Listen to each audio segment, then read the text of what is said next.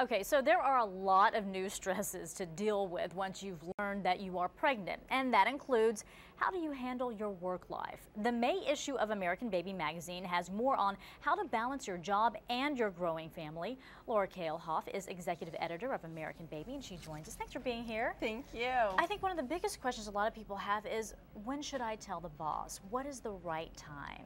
So that would be? Well, it's really a personal decision, but about 12 weeks is really the ballpark, because your risk of miscarriage goes down once you've entered that second trimester, and you may even be starting to show. So if you're starting to show, you may want to do it before you start to show. Congratulating you, it's too late. Yes.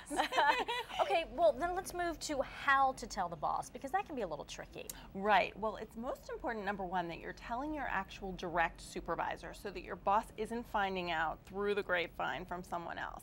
And you want to be brief. Basically, you want to say what your due date is and reiterate that you're very committed to your job and that you'll discuss the particulars later on, because you don't want to get into details like your morning sickness, how long you've been trying, anything like that. Keep it brief. Just keep it brief and factual. Okay, so what's the best way to plan your leave? Once you've told your boss and all of that, how do you plan your leave?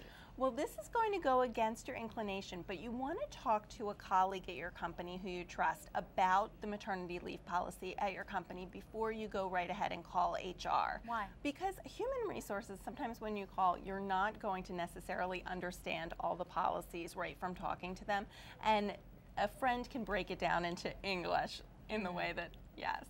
So if you want more time than what your company allows, how do you go about getting that? Well, you need to take the temperature at your company, because some companies it's 12 weeks and that's it, and there's no flexibility. But if you know that in your company some people have had more flexibility, you can try to bargain, but never go in thinking that you deserve more time. Make it a give and take. Hey, after 8 weeks off, after 12 weeks off, can we check in with each other and see about 3 more weeks? And so should you be prepared not to get paid as much if you want additional time?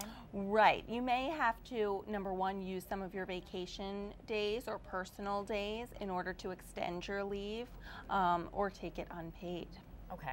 And so when you prepare for that leave, how do you choose that last day? I mean, some women will go up to where, you know, the water is broken and it's time to go to the hospital. That's probably not the best idea, right? Right. You want a good ballpark is to say a week before your due date, with some flexibility built in, because you don't know what you're going to feel like by the end. You don't want to burn wasted time, because you want that time with your baby. Right, and that's important to remember, that the longer you're there, the longer you'll have with your baby once he's born. So. Okay, so about a week in advance. Okay, and once you leave, should you check in? I mean, is that protocol, or when you're off, you're off?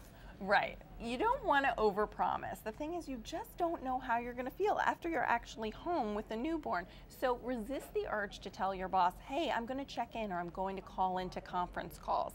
You might say, hey, let's have 8 weeks of radio silence and then reevaluate and check in. All right, communication is key in all of this. All right, Laura, thanks so much. We always appreciate it.